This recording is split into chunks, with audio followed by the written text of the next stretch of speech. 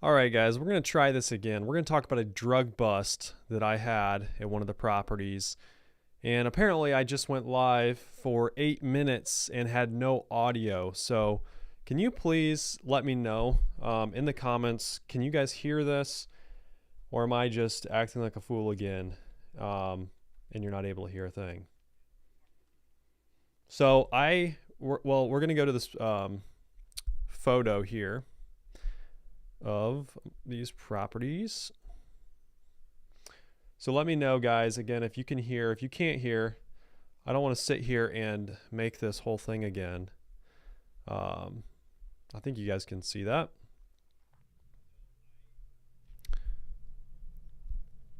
I'm still learning how to stream, so this is kind of a little bit challenging, but okay, someone says that they can hear the audio now. So we're going to go back to these photos, zoom way over here somewhere. Actually, let's just go out. We're going to talk about a drug bust that happened at a 3-unit property that a buddy of mine, we bought. This was a property we bought back in 2017, and it was a 3-unit property, and I would consider it a C-class property. So like your A class is going to be, you know, the nicest stuff, granite countertop.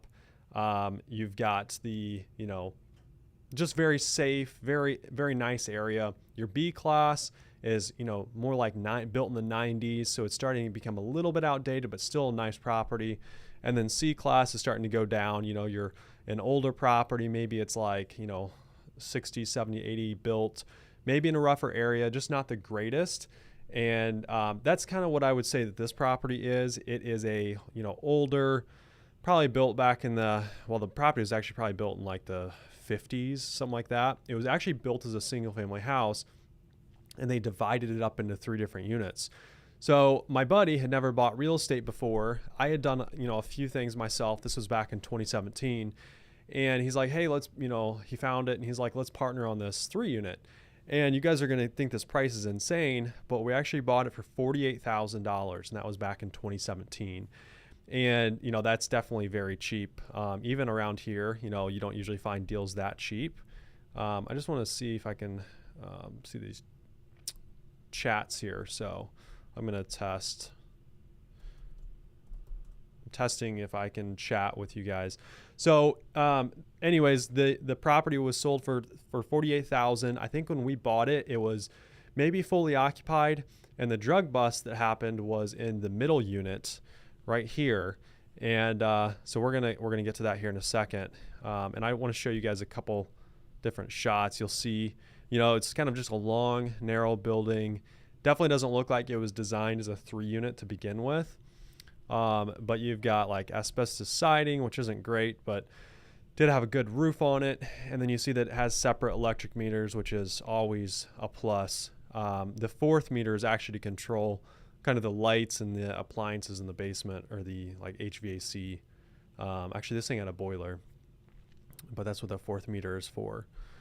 So the story with the drug bust is we probably owned it for a couple months, and I think that I got a phone call. I got a phone call from a private number. You know, I couldn't see the number that was calling me on my phone. And I remember answering it thinking, oh, it's probably just a, you know, scammer or something like that. And they were actually like, hey, this is a private detective. We, you know you guys just bought this building. Well, there's some really bad people living in one of the units. And I was like, oh no, like, what's his name? You know, sure enough, it was one of my, well, I guess the story really goes, the tenant wasn't necessarily the bad person. It was his friends. So the tenant was actually trying to turn his life around. He actually was, you know, on probation or something, and was, you know, trying to get help counseling. And his friends were like camping out in his unit, and were, you know, more or less doing a lot of bad things there. And so this officer was like, hey, you know, we want to raid the unit, and we're going to, you know, go in there and more or less, you know, ransack the place and see what we find. And so what they ended up doing was, sorry, I just got a call. what they ended up doing was scheduling a time. I think it was like in the morning on a Wednesday or something. And they're like, hey, we're going to, raid the unit at this time. What I can't remember is how did they get in? I can't remember if I gave them keys or what. But so they ended up, showing up in the morning, and they didn't want me there. They're like, hey, you can come by after we're done. And they got into the unit. Sure enough, there was like a couple people there. They ended up arresting them and, haul them off. And they found a ton of stuff. They found, a bunch of stolen items. They found guns. They found knives. They found needles. I'm pretty sure they found like some, drugs. I don't know what it was, if it was meth or weed. I don't remember. But so I remember a couple days later, the whole incident ended up in the newspaper. So, my buddy, this is his first experience buying real estate. I'm still like fairly, still figuring it out. And our names didn't end up in the paper. However, this whole incident did end up in the newspaper, which was kind of funny. And I saved the screenshot of the article somewhere. I'll have to look for it. But what ended up happening after that was, okay, so I showed up to the property, hours later, and, half the guys had been arrested, but there was still a bunch of stuff in the unit. And I go over there to kind of check things out. And when I pull up to the building, there's a suspicious looking vehicle sitting in the front of the property. And I saw people running in and out of the building carrying stuff. And I'm like, oh no, I know what's going on. The guys who were arrested had other friends who realized what was going on. And so they went and tried to, pull out all the stolen items so that they wouldn't be charged for it. Well, I remember calling the detective and be like, hey, this is what's going on. I'm here at the property right now. What do you want me to do? They're like, well, can you, verify who it is? I'm like, I have no idea who these people are. So what I ended up doing was I played dumb, and I get into these stupid situations all the time. I probably should have just stayed away. But I took my phone and put it on record.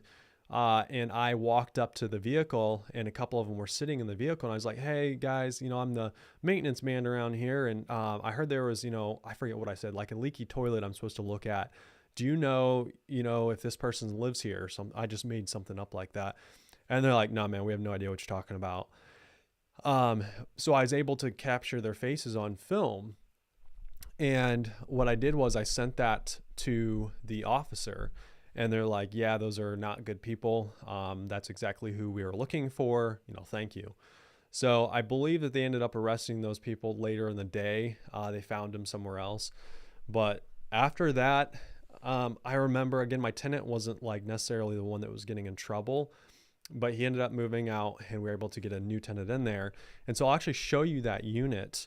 And I'm going to point out some things. Like, this is the day that we walked to the property before we bought it. And so you had things like this. You had vice grips as the shower handle. Like, that's the type of stuff that I see all the time. So vice grips, not great, not ideal. So this is walking in the front door of that middle unit. You've got like the little living room, you've got the little teeny kitchen, and then over to the right here, you've got the bedroom and bathroom. So very small, like 450 square feet, something like that. And there's the kitchen, and you can see that everything is on a boiler heat system. So it's got floor register. I don't know what the word is I'm looking for, but there's the bedroom. So again, this is before we bought it. This is before we did anything to the unit.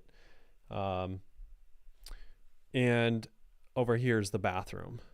So all these are before photos, and then I'm going to show you some after photos. We went in and did a little bit of something. So we had some floor rot we had to take care of. Actually, I did a lot of this stuff myself. Back in 2017, I was still trying to save a lot of money by doing everything myself. So you can see we pulled off this tile, which is actually just like a sheet of like vinyl, looked like tile, and went back and replaced the drywall. You can see I put in new subfloor. This looks kind of funny.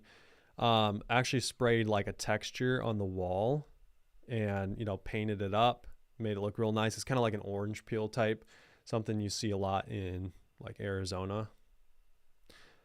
This is the living room. This is the hardwood floors before we sanded them down. And look at how nice they look once we sanded them.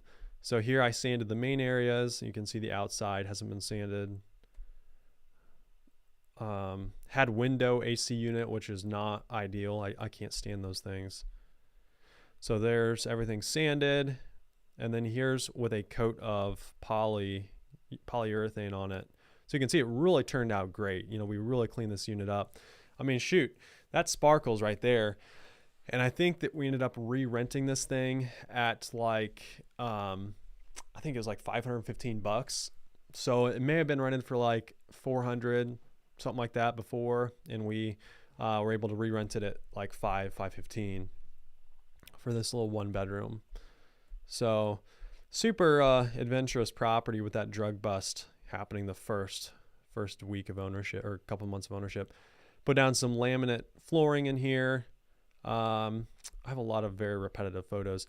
Little apartment size stove. We were able to put a full size refrigerator in there. Nothing too crazy. Some of the photos I want to show you here. There's after I had it rented. I had to get a picture for some social media. Let's look at the basement, and I'll show you some of the different things I look for. I have so many photos of this place. These are some of the other units, you know, when we first walked through it. Some of the things that I look for is I look under the sinks and I try to figure out what kind of plumbing there is. Is it PVC? Is it the black plastic? Is it, you know, copper? Is it cast iron? You know, you want to know these different things about the property. I found just a lot of very janky things going on at this property. For instance, like you had this random 2x4, you know, mounted across for the shower, whatever, the shower head mounted there. Another thing to make a note of, like when you're walking through, is like, how are the utilities controlled? So this is the controller for the boiler system, and there was only one control, I believe, for the entire building. Another thing you want to look at, this is a 3-unit building. However, if you notice here, there's one gas meter. So that means you as the owner are likely going to pay all the gas. So that's something to keep in mind. Another thing you want to look at is, well, I mean, really that's what you want to look at is mainly like how are the utilities ran, who pays for what. This was something that was just absolutely disgusting that we ended up ripping out and replacing. You know, that's just gross. But these are the things. Carpet in the bathroom. Ugh. Who does that? Couple other things here.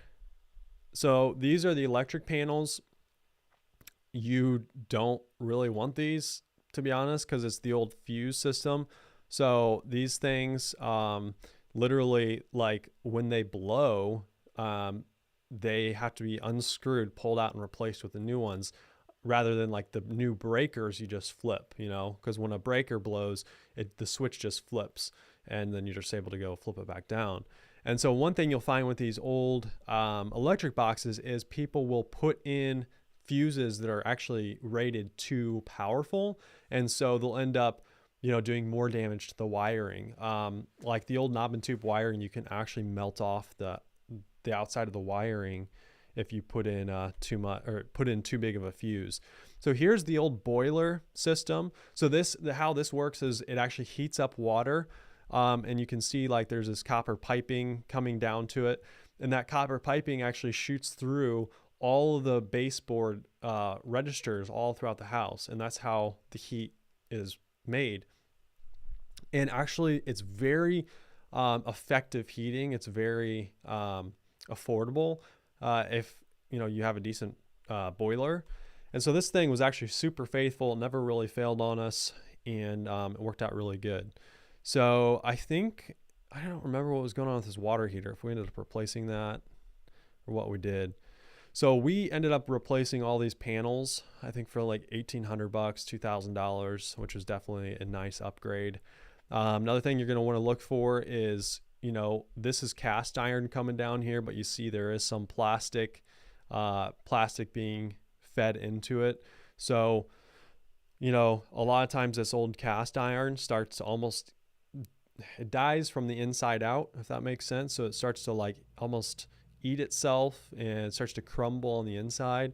So eventually, you know, all this will have to be replaced, you know, in the future. So that was the door going down to the basement, some of the crawl space. So yeah, that's the 3-unit, that's the Adventure. And we ended up selling this thing in 2019. It was like November of 2019. We sold the thing for, I think, $65,000. So that remodel on that one unit or a couple units that we did didn't really cost a whole lot because we did so much ourselves. So we ended up making a little bit of money on it, but you know, would I do it again? No, but I don't regret it because I learned so much through the process of, you know, dealing with the tenants, you know, doing some of these projects. So that's really, guys, if you're, you know, looking to get into real estate, eventually you just got to pull the trigger. You know, in hindsight, I would probably not buy this thing again, but because I did, it led me on to the next one and then the next one, you know, and you kind of just keep getting better, you know, as you go. So that's it, guys. I appreciate you guys watching, and hopefully the audio and video works well because this is a live stream and I'm still trying to figure out how to use this. So anyways, guys, appreciate you guys watching, and we'll see you in the next one.